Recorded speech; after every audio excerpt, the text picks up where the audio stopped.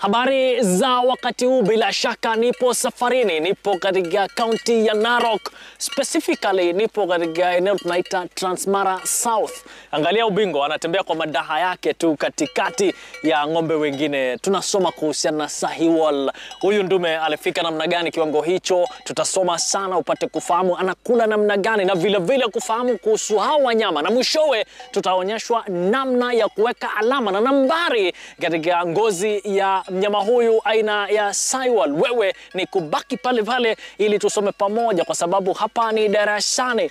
Bila shaka wanatembea kwa raha yao, kengele aina yake. Twende kazi upate kusoma na sisi, kwa sababu tunakuenzi sana. Wewe ni mwanafunzi wetu, hapa ni darasani, soma kabisa.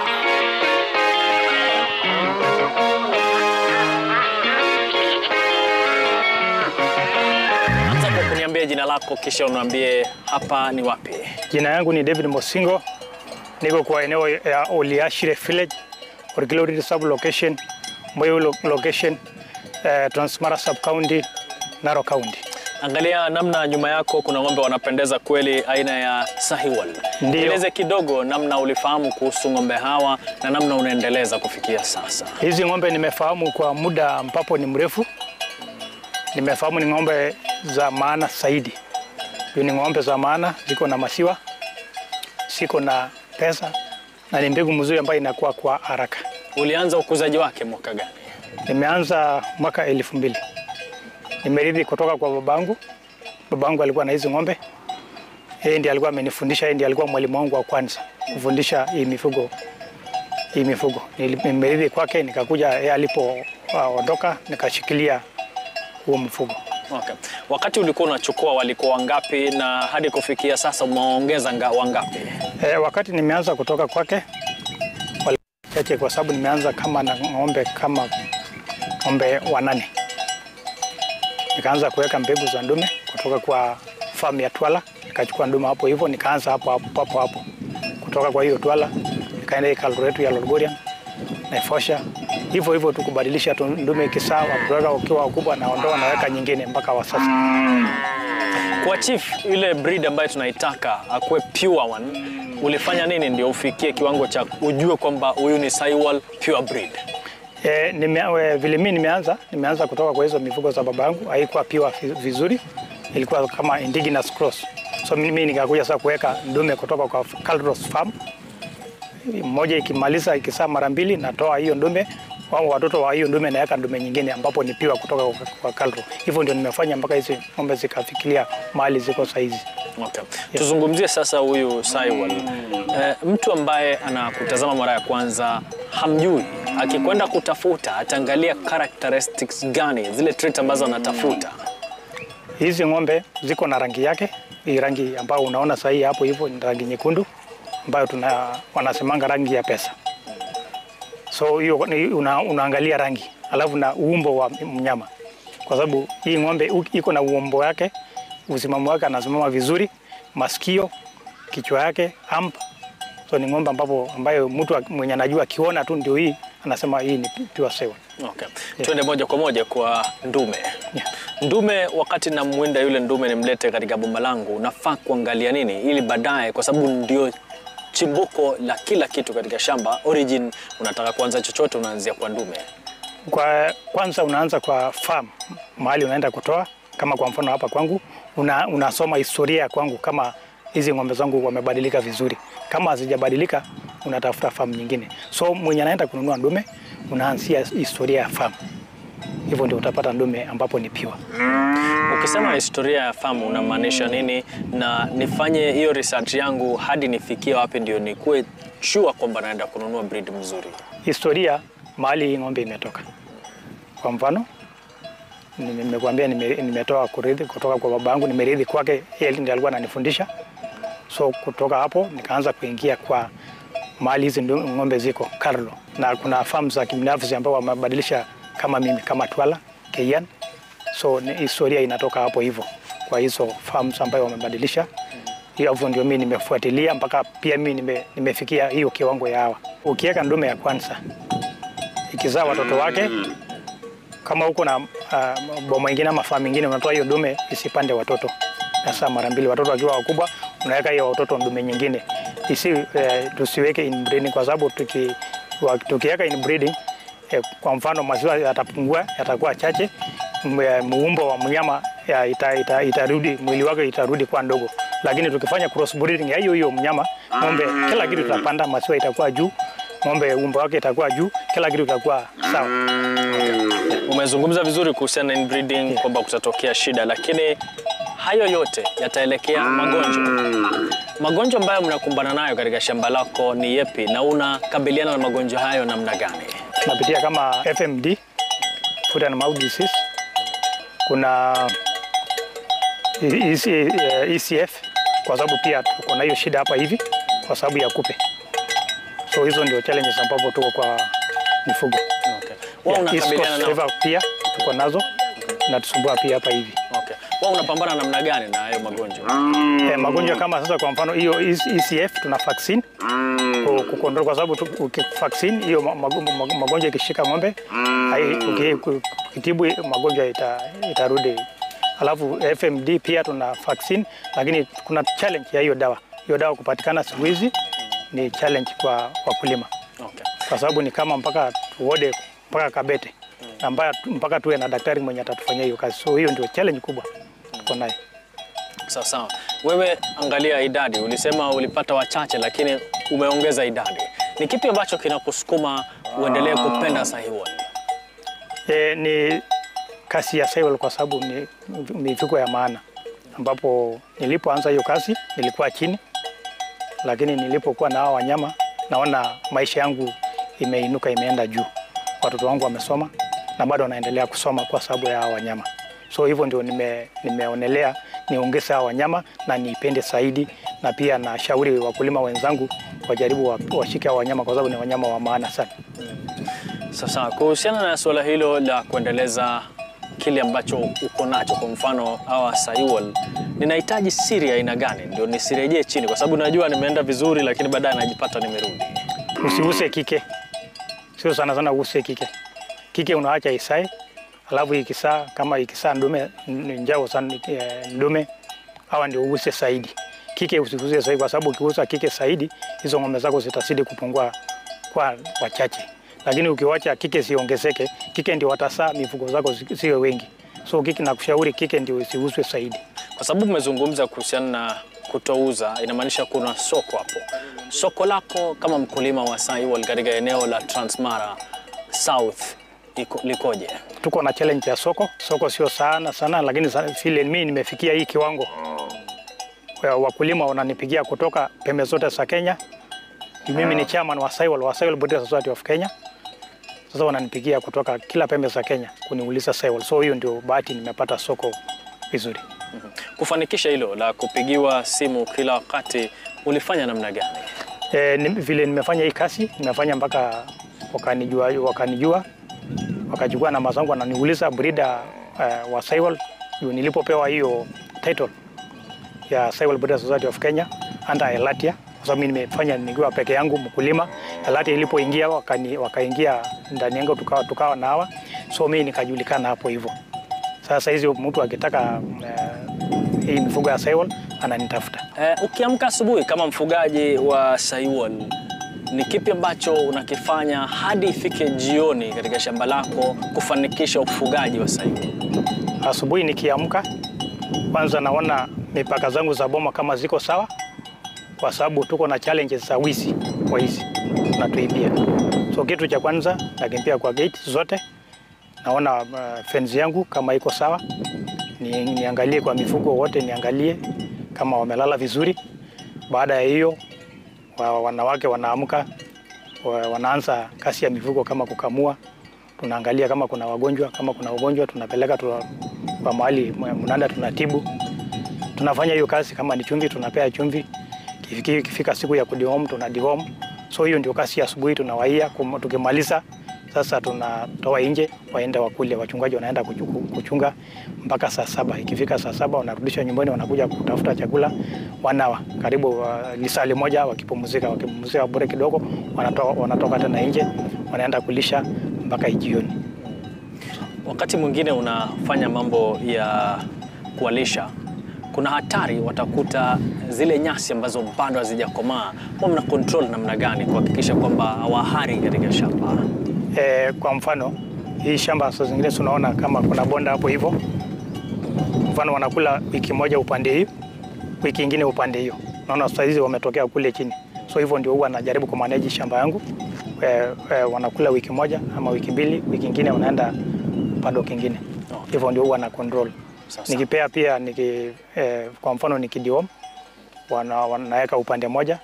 Kwa hiyo si wiki moja. Alafu wanaacha mpaka wiki nyingine ndio waingie hiyo sehemu. Okay, administration and deworming katika shamba lako huwa mnafanya namna gani na baada ya siku ngapi? Hiyo deworming na deworm siku moja wanyama wote. Kwa mfano kama ni ng'ombe na deworm siku moja asubuhi. Alafu naacha masaa 6 kama hawajakunywa maji na katasa maji masaa 6. Alafu baada ya hiyo natenga hiyo pado mahali wameweka hizo minyoo siku hiyo kwa wiki moja. Wasikanyage tena mpaka hizo minyoo zikufe. Okay. Reason yako ya kuruhusu hizo saa zote ambazo umesema baada ya deworming huwa ni nini? Hizo zote ni kuua minyoo, kupea dawa iue minyoo kwa tumbo zao, kwa sababu wakiwa na minyoo unaanza tu kuona ng'ombe wanadhoofika, unaona wanahara, wanapunguza maziwa, wanapunguza kilo, unaanza kuona ng'ombe inaparara. Alafu baada ya miezi 3 tunapea dawa. Unywaji wa maji katika shamba lako umepanga namna gani? Unywaji wa maji unaona ukijaribu kutazama hapo chini kuna mto kubwa sana. So hapo ndio wanaenda kwa sababu hii shamba yangu inaenda mpaka hiyo mto. So wanakunywa tu, hata watasarudia mara 3 kwa siku. Hata saizi ukiona wakiwa hapa akihitaji maji, unaona ng'ombe na timuka mpaka huko kunywa maji. Ukiangalia wakati tunahoji wakulima wa kufanya dairy farming, utagundua kwamba wamepanga chumvi, kumaanisha kwa wao ng'ombe ni rahisi kufikia, si kama hao wako. Wewe unafanikisha namna gani wao kufikia chumvi na watosheke na zile complements? Pia chumvi ndio nimetaja za zile tunafanya kazi ya asubuhi. Tumetaja chumvi, tunapea chumvi pale kwa sisi la ng'ombe. Tunaweka kuna sahani zao ambayo imetengenezwa na mti, tunamwagia chumvi. Hiyo inategemea uwezo. Nikiwa na uwezo nitaweza weka kila siku, wao wanalamba tu kila mara.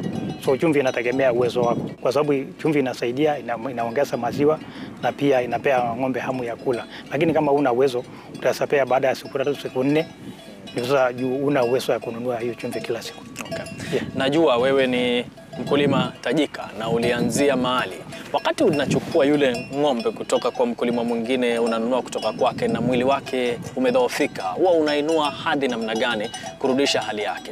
Kwanza nikinunua ikiwa mwili wako umedhoofika, kitu cha kwanza na deworm, kupea dawa ya minyoo. Na pea vitamin, na dunga multivitamin, pia na iosha spray, nitoe hizo kupe. Nikisha pea hawa madawa zote, naanza kulisha. Tasalisha kama mwezi 2, mwezi 3, ama baada ya mwezi moja utaanza kurudi wiki 2, 3, mwezi moja mwili wake inaanza kurudi, utaanza kuona mwili inaanza kunenepa. Baada ya mwezi 2, 3, kama ni kuuza inatosha, nirudishe niuze kupeleka soko. So wakati nikija katika shamba lako nimeona kuna moto kule na chuma fulani. Hiyo chuma ni ya kuwekea alama. Kwa sababu ukijaribu kuona mifugo unaona hii alama ya miguu, lakini hiyo ilikuwa ya familia. Okay. Hiyo nimeiacha kwa sababu ya na hiyo biashara ngozi. Hii ya cycle. Hii ya cycle hiyo ilikuwa ya familia ya babangu. Okay. Ukijaribu kuona wanyama wadogo hawana. Nimepewa chuma na veterinary board ya kubrand, ambaye kuna left, miguu ya left, utaweza kuona hiyo alama. Na hizo ni initials za jina zangu. Hiyo DM ni David, hiyo M Meyeyu, love M mingine ni Mosingo.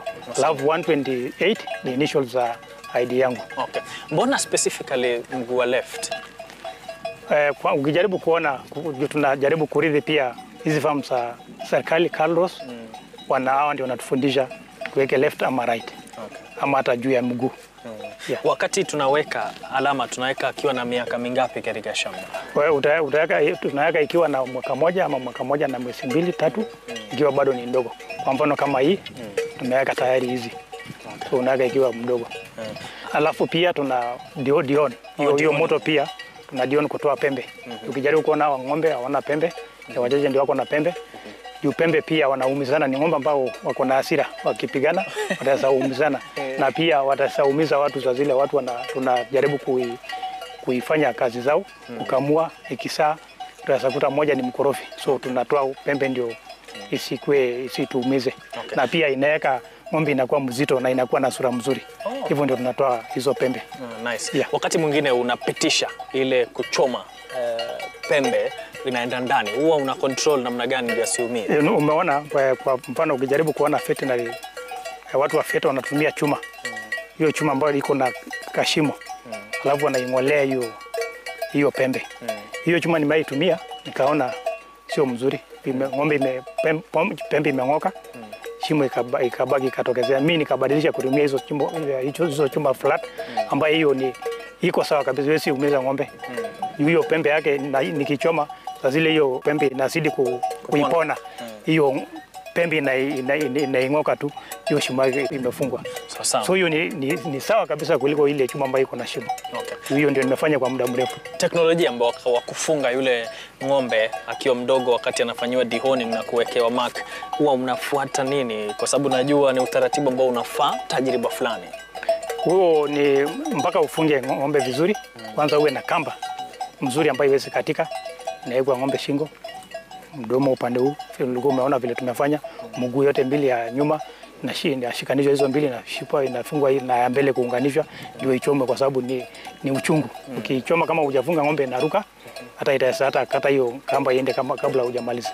Okay. Nimeona pia mkia unapitishwa katikati ya tumbo la. Hiyo mkia inasaidia mtu kushika, mwenye anashika mguu za nyuma, hiyo mkia pia inasaidia. Wakijaribu kuipenduka hiyo mkia ndio inasaidia. Okay. Yeah. Taja kuhusiana na kuuza sasa. Yule ng'ombe ulinunua na ana afya yake anakwenda kuuzwa. Nieleze utaratibu huo wa soko. Utaratibu ikiwa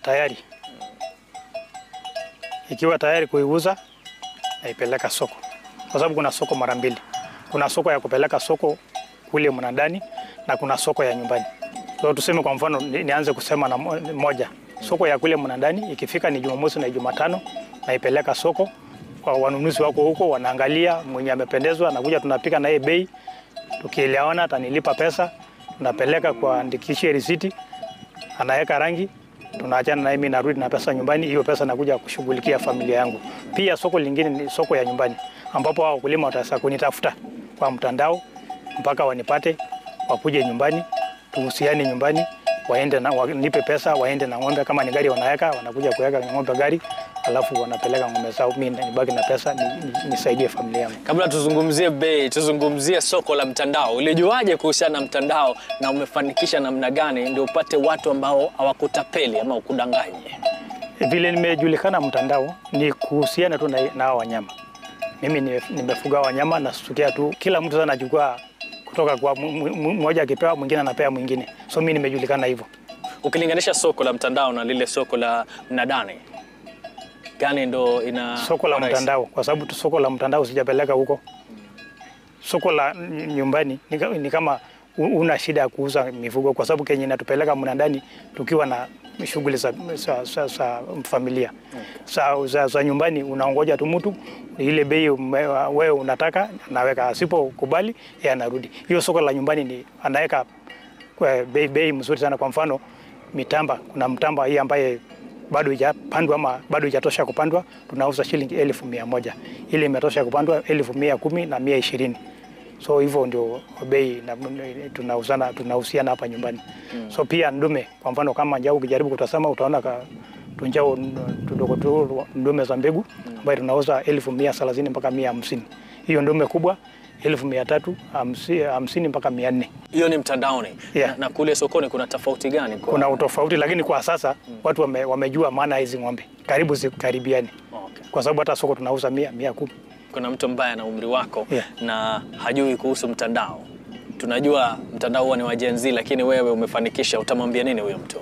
Hiyo ndio sasa kupea advice kwamba pia hata yeye aifuatilie hiyo soko la mtandao, kwa sababu hiyo soko la mtandao iko na bei kuliko hii soko ya kawaida. Na pia abadilishe mifugo yake iziwe piwa, kwa sababu mifugo isipokuwa piwa hutauza kwa hiyo mtandao. Mimi nauza kwa hiyo mtandao kwa sababu mifugo zimekuwa piwa. Okay. Yeah. Kujua hilo kabla nikuachilie, kujua kwamba huu mnyama ama ndume, huyu mtamba mnyama umesema ni piwa, wewe unaangalia nini? Naangalia muda ambapo nimebadilisha, na pia ndume ni ngapi nimeibadilishia, ndume imetoka wapi ambayo nimeibadilishia, kwa sababu kama sijatoa ndume ambaye sio piwa sitafikia hiyo kiwango. Kenye imenifanya nimesema imefika, na pia wataalamu wamefika hapa hivi wamekuja wameniweka kwa Stanbook, Kenya Stanbook. Sasa hivyo ndio ninajua hizo ng'ombe zangu wamekuwa piwa. Sawa. Unalenga nini siku zinazokuja sasa kama mkulima wa Sahiwal? Nalenga niendeleshe hii kazi na nifundishe wakulima na jamii zote ya Kenya, naambia jaribu tushirikiane kwa hii kazi ya mifugo kwa sababu ni kazi ambayo iko na faida kwa wakulima. Pia naifikiria kwa muda isio mbali ni jaribu kuingia kwa mtandao hata nchi za nje, niweke hii soko yangu ziruke ziende soko nchi za nje, nijulikane zaidi, ndio soko yangu iende juu. Sawa baba. Yeah. Nashukuru sana. Asante sana. Nafurahi kwamba wewe unajua mambo ya mtandao, na bila shaka tunajua Gen Z ndio mara nyingi wanakuwa kule na unalenga soko la kimataifa. Bila shaka nafurahi kusikiliza kutoka kwake. Ametuelekeza, tumefurahi. Angalia nyuma yangu hawa ng'ombe tunaita Sahiwal. Huyu bingwa akieleza historia yake aliridhi kutoka kwa babake. Lakini bado ukiangalia anaendeleza idadi yake, kumaanisha kwamba anapenda sana, ana utashi mkubwa na analenga pakubwa kwenda soko la kimataifa. Kama upo mtandaoni na wewe ni kijana na hujajukumika kufanya hilo, basi unapoteza sana. Angalia hela zake mfukoni hazitoki tu kwenye mnadani, lakini kwenye mtandao. Tuzame kule ili tupate kuuza. Na furahi sana kusikiliza kwa mtu ambaye anaelewa kazi hii kwa muda mrefu. Kwako ni kujukumika na kuhakikisha kwamba unapata nafasi ya kuwalisha Sahiwal. Baadaye akitaja bei, nilishtuka kwanza 1,100 kwa mtamba, lakini ndume kwenda hadi 300,000. Tuzame kule tupate hela mfukoni kama wakulima katika taifa la Kenya. Hapa Kenya's Gold bila shaka tunahakikisha unasoma, kwa sababu kila siku nasema ni darasani.